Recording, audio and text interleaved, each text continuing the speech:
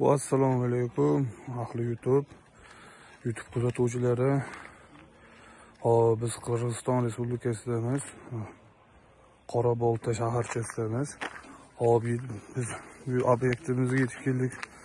Motorlarni buzib, ishlarni ham boshlab oldik. Hop, bu yerga 3 ta 20 metrlik motorimiz bor. Xitoydan ular zakaz qilib chaqirtirishgan ekan.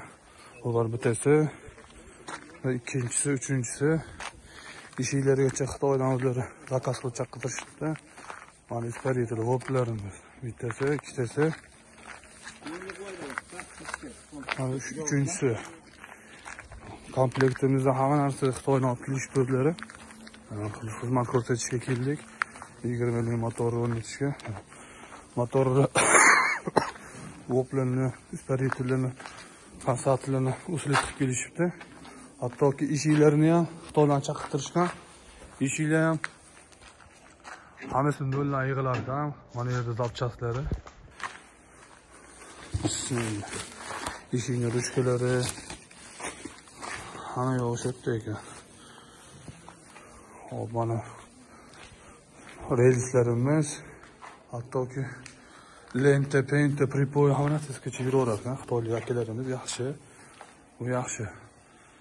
Shitlarimiz, mana xudo xolis joyga keladigan bo'lsak, o'sha olmani uzib kelib qo'yishibdi. Novqotmi, Novkent degan joydan olmalarni qo'yishar ekan, xudo xolisa. Biz ham shu va'da qilgan kunga yetib kelishga harakat qildik.